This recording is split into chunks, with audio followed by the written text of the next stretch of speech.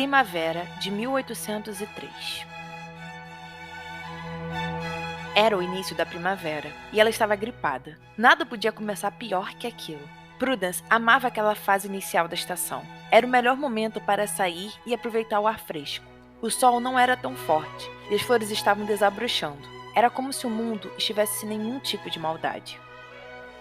Ela tinha se agasalhado para sair de casa. Aquele era seu principal ritual da primavera, entregar as tortas de maçã na casa dos amigos íntimos. Tarefa que já tinha virado ritual em casa. Tia Ethel se ofereceu para acompanhá-la, mas Prudence negou. Estava gripada, mas não era o fim do mundo. Por isso que estava usando mais agasalhos que deveria, para deixar a tia mais calma. E assim que terminou o seu desjejum, pegou uma grande cesta, seguida por outra levada por Anne, sua criada pessoal, e foram fazer a tarefa.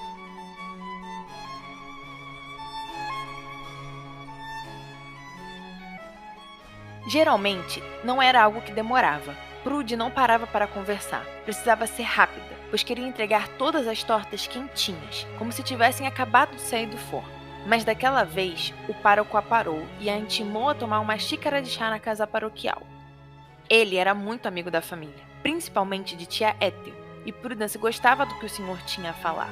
Era uma pessoa sábia, que tinha coerência e muita razão.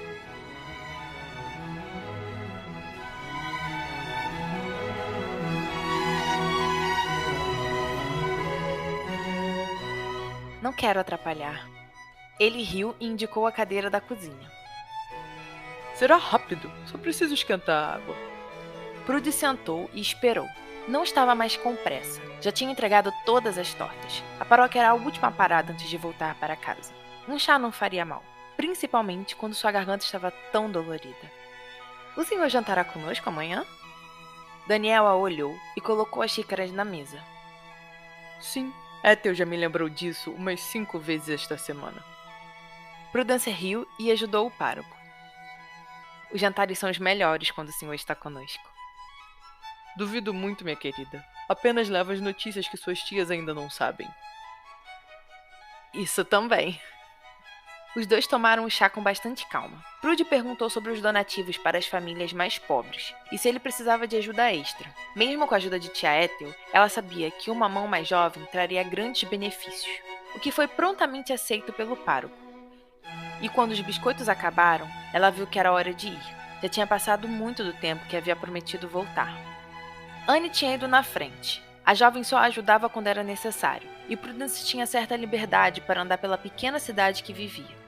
Não era um lugar muito populoso, todos se conheciam e eram amigos. Ela tinha crescido na região. Era o lugar que mais conhecia no mundo, mesmo não tendo nascido por ali. Prudy cumprimentou alguns conhecidos que passavam e segurou a pequena bebê da Sra. Hawkins por apenas um pouco de tempo, e logo voltou a fazer seu caminho. A casa das tias não ficava tão no centro da cidade. Era uma pequena propriedade de campo que supria todas as necessidades das 3 Rostons e de Prudence. O jardim era a parte preferida dela. Ele se estendia da frente até a parte de trás da casa, e era composto por muitas flores que cresciam ao natural. Ela passou os dedos pela água cristalina do chafariz da frente, e logo entrou em casa. Estava sentindo um pouco de frio, mesmo bem agasalhada. Queria sentar em frente à lareira e terminar o romance que estava lendo, mas sabia que antes precisava avisar as tias que havia chegado e lhes contar como tudo havia sido. Prudy seguiu pelo corredor e foi em direção à sala íntima. Era ali que as 3 senhoras geralmente passavam os dias juntas. Era o lugar preferido das tias. Desculpe a demora, eu parei para tomar chá.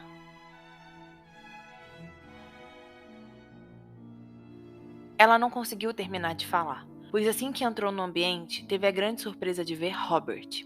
A mão do conde estava apoiada no batente da lareira, e ele olhava para fora, para o lindo jardim que Prudence tanto amava. E quando ela entrou no aposento, os olhos dele caminharam devagar até ela e analisaram da maneira mais fria possível. Prudy estava sem reação, chocada e muito surpresa com a presença de Robert ali. Era a primeira vez em 3 anos que o via. Era a primeira vez em muito tempo que encarava aqueles olhos verdes lindos e que lembrava que não era querida por ele. Robert usava uma roupa preta de viagem. Estava muito bem mais arrumado do que costumava se vestir antes. Os cabelos estavam mais curtos, em um corte elegante que deixava as expressões marcadas e os olhos em evidência, apesar de Prudy saber que quase ninguém os notava. Ele estava tão mais continental, claramente mudado, parecia até bronzeado. Robert tinha ficado mais alto, mais forte, de uma forma que ele caía tão bem que Prudence perdeu o fôlego por vê-lo. Ele estava mais bonito do que nunca, mais adulto e sério também. Parecia realmente um homem de verdade. E apesar de ainda ter 23 anos, Prudy claramente via e sabia que o conde tinha vivido muito mais que sua idade permitia. E sabia que isso não era algo ruim.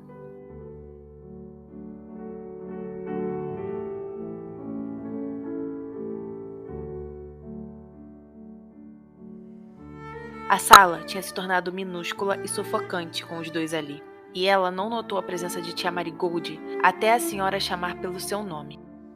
Prudence, querida, olha quem retornou. É tão bom ter nosso menino de volta.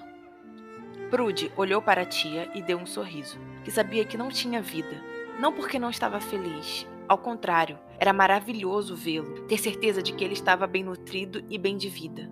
Mas porque ela sabia que Robert não a queria ali.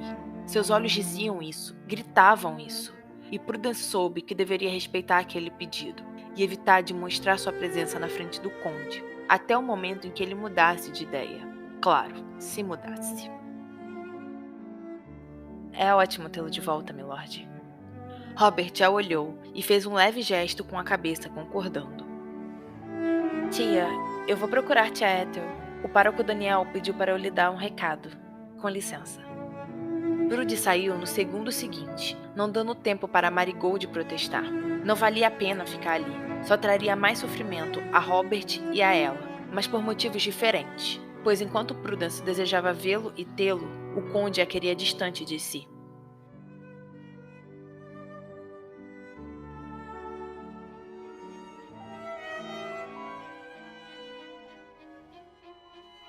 Robert a viu em apenas uma pequena parcela de tempo.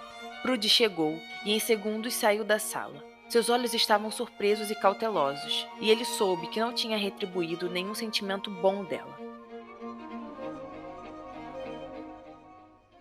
Tinha desembarcado na Inglaterra no dia anterior, e foi direto para a casa das tias. Fazia 3 anos que ele não as via, e apesar de não ser tão agarrado a elas, como as 3 senhoras sempre desejaram, Robert sabia o que deveria fazer.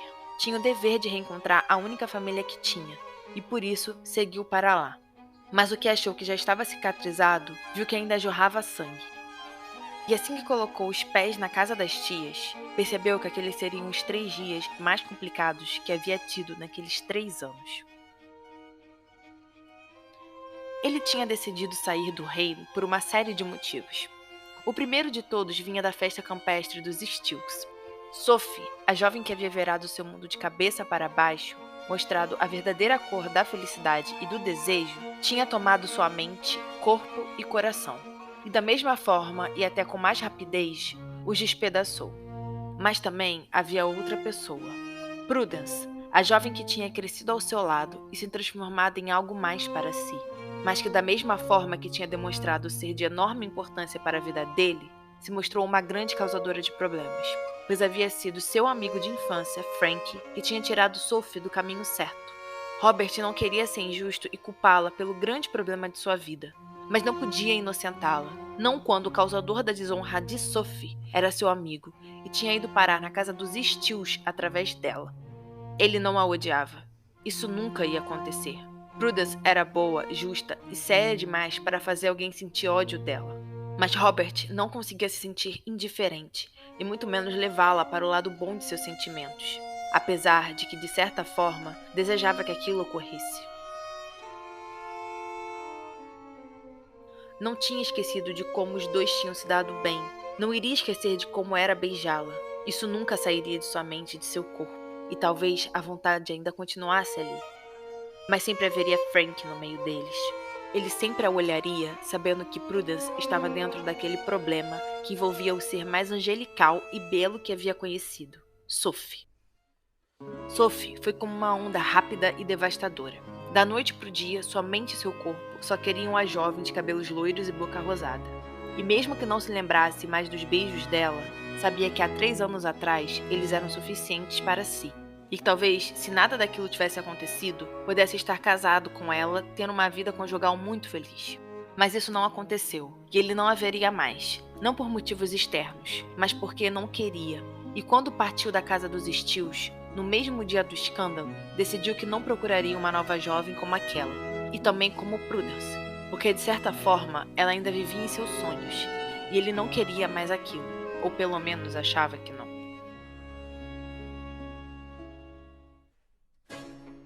Robert saiu da casa dos Steels direto para Londres, e depois de passar algum tempo na devassidão que o confortava, foi para Oxford. Deu entrada em sua transferência para a Universidade de Viena e partiu para o continente.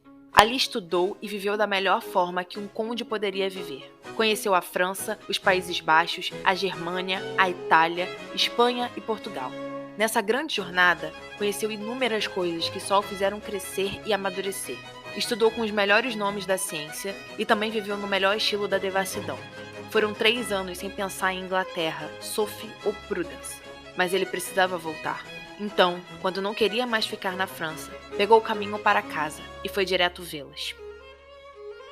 Robert jurava que já tinha deixado tudo para trás, mas assim que a viu, percebeu que estava enganado.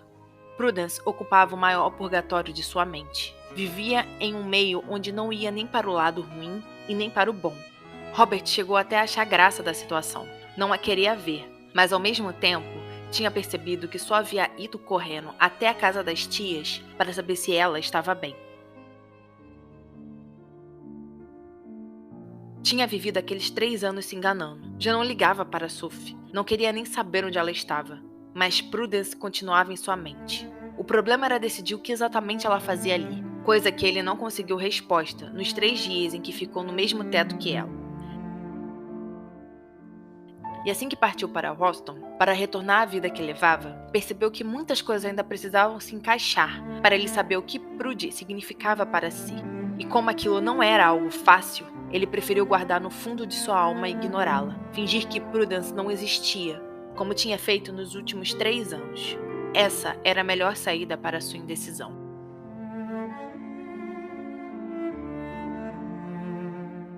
Para mais informações sobre os livros físicos, e-books e sobre o podcast Chocolate História, acesse www.chocolatehistoria.com.br ou vá nas nossas redes sociais, no Instagram, @ElizabethMargot_ e no Facebook, Elizabeth Margot.